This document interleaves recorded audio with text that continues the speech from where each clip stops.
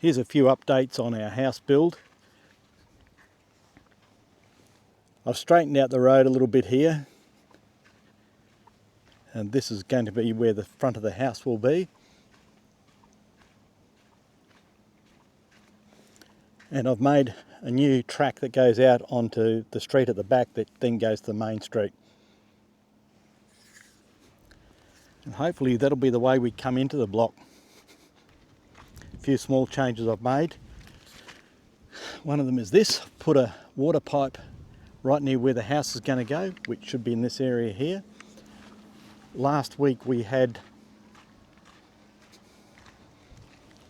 a hole dug here and a few other small holes that were pushed into the ground, which I can no longer find. And that was the geotech doing his work so that we could actually get the foundations engineered. It took a couple of weeks for that to be organised, but it's done. And my new toy, the excavator, was handy in removing these from the ground just in this road here. Don't know why I started that, but it was a lot of hard work.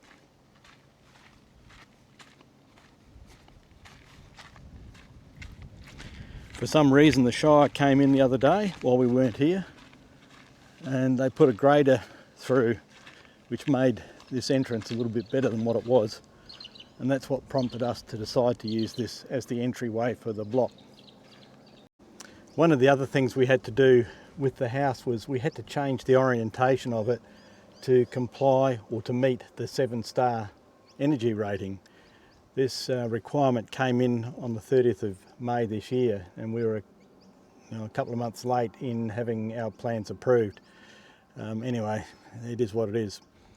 But it now means one long wall will be facing the north, and the benefit of that is also that if we put solar panels on the roof, they're actually in the right direction now.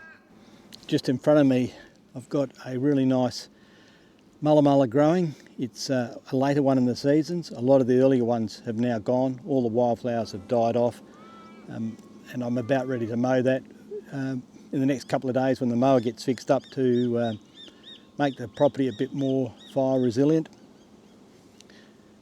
So where are we at with the house build? Well, the plans have been approved. They've been approved by us, that is. They've been drawn up. We had to wait for the geotech report to be done so they could engineer the foundations and the concrete slab for the garage. The Shire eventually came up with a checklist we need to have for the build. Prior to that, I had to do an induction to become an owner builder, which was $185 odd. Did that online, fortunately. Then I had to apply to DMERS to be approved as an owner builder. That was another $200 odd, and I'm still waiting for that approval to come in.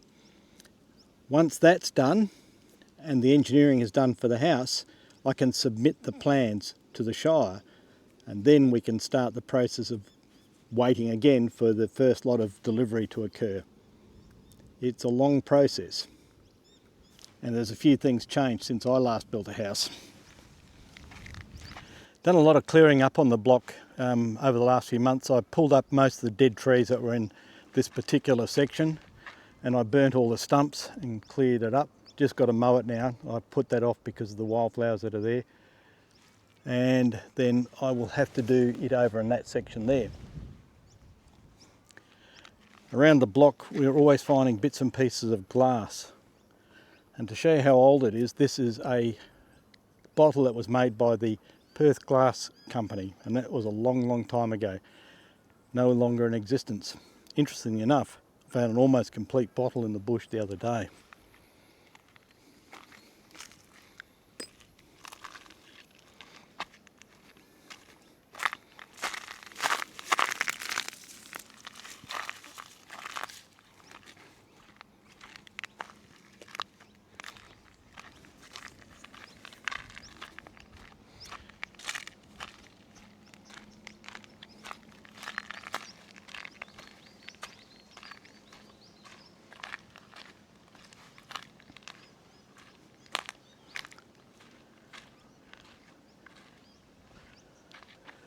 This is about the boundary. It lines up with the fence over there and comes through here.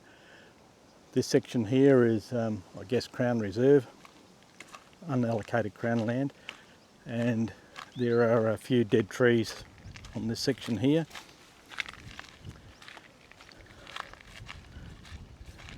Mini excavator pushed them all over.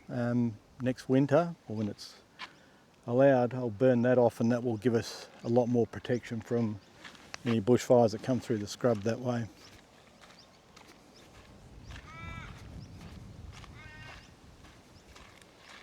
All the wildflowers here are dead. What we do have around the place is some really big orb-webbed spiders growing amongst the trees, and I've got to be a little bit careful walking through here now.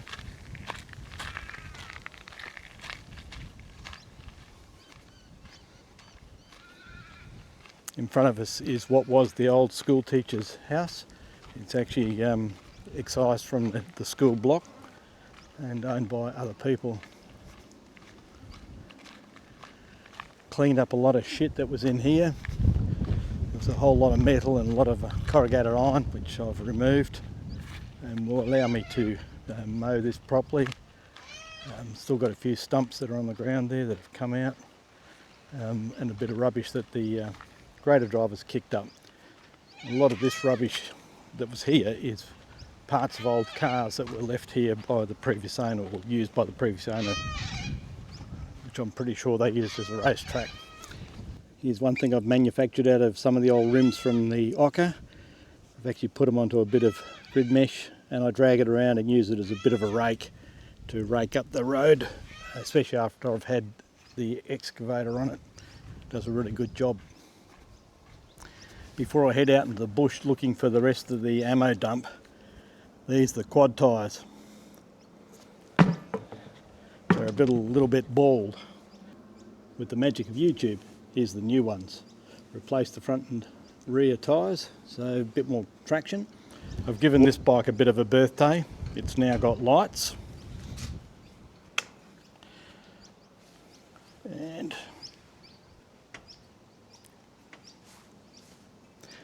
high beam and low beam off. Also replace the engine oil and oil in the diff, and you can see where I spilt it. And the other thing I've got to do is to replace a regulator which is behind this panel, because the battery is not charging. There's energy coming out of the stator inside the motor, just nothing coming out of the regulator. Need to fix that. So I'm right now charging it up so that I can take it out in the bush. Yeah, and the other thing that I keep having to maintain is this thing. There's some sort of magic fluid in there that makes it go. A bit more block maintenance. This is the cutter deck off the lawnmower. Had a couple of mishaps with it. One, the blades were really munted. They were about 2 inches shorter than they should have been. So I replaced the blades. Then I realised that the pillars they're on, the holding bits that were for the blades were worn out, so I had to replace those. Then I had to replace the pulleys because the fan belt wouldn't fit. And then the fan belt broke.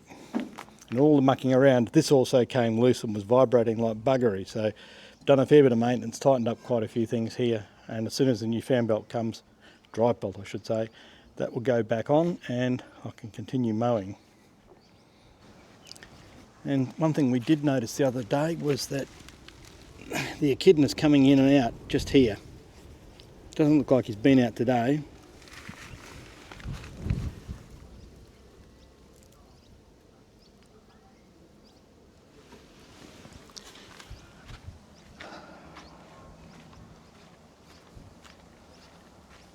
And some Caravan repairs, I replaced one of the roof hatches, Four Seasons roof hatch, because it was a bit munted and didn't open and close properly, which was a pain in the backside, and it leaked. Only took a couple of hours, and inside we have a brand new one, and the catches are beautiful. One more to do in the back, up there, and then I will probably replace this vent as well, just because it looks a bit daggy compared to the rest of it.